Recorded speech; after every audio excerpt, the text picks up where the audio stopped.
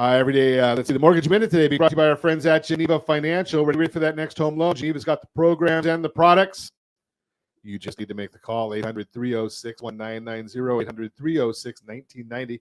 Got a great mobile app. If you're thinking about buying a house anytime in the next 6-12 months, grab the app, ronismylender.com, ronismylender.com.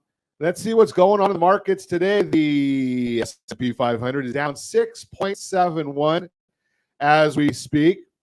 And I guess I'm supposed to do that later. Every day at this time, OBMMI, they give us the most comprehensive, accurate, timely, and interactive analysis of pricing ever conducted in the mortgage industry, calculated from actual locked rates. They don't tell us points paid or points received or APR, just the locked rate. But they've got a 42% market share, so they know what they're talking about. 30-year conforming loans yesterday locked at 7.1, up. Oh, that was down. Maybe, is it Friday yet? 30-year jumbo loans, those were up 7.479. 30-year FHA loans, 6.919. Those are down.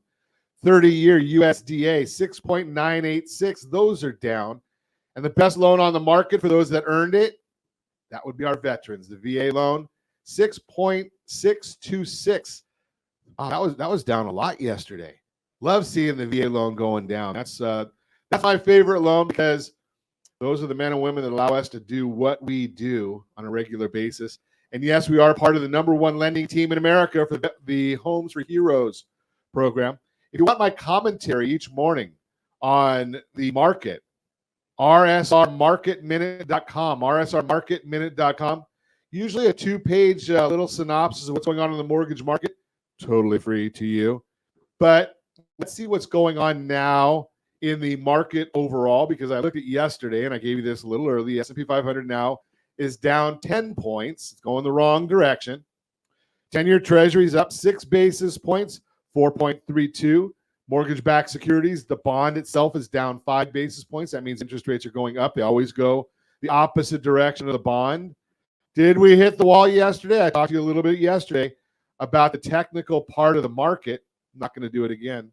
We did hear from Atlanta Fed President Raphael Bostic yesterday, who said that he believes the downward trajectory of inflation will likely continue. He also thinks that economic activity will slow in the coming months. While he's not a voting member this year, he will be voting next year on what rates do, so he could be voting on rate cuts. We got the PCE. This is the Fed's favorite measure of inflation, personal consumption expenditures. So that inflation was flat in October, which was 1/10 lower than estimates. Year over year, the index decreased from 3.4 to 3%. I guarantee you the news this afternoon will be saying that inflation is flat. There's no inflation. That's just for the month over month. So, but it was still 3.3%, which is in line with forecasts like we saw in the CPI inflation report.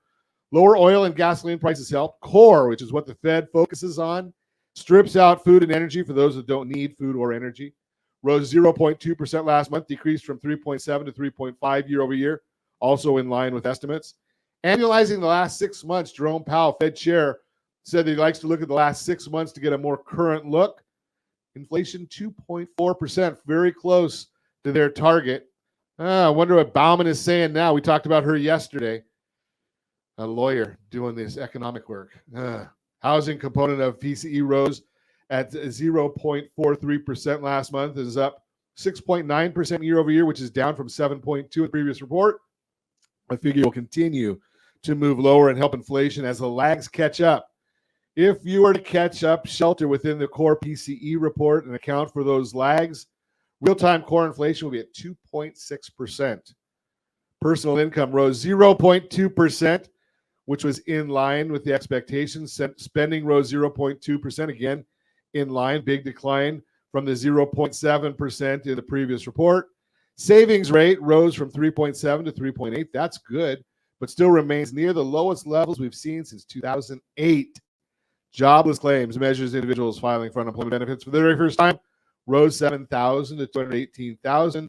While this was in line with estimates, it could be skewed as it encompasses the Thanksgiving Day holiday. Was anybody really going to file for unemployment during Thanksgiving? Pending home sales. We got that report. Don't listen to Diana Olick. I'm sure she's going to give you bad information today as well, like she always does.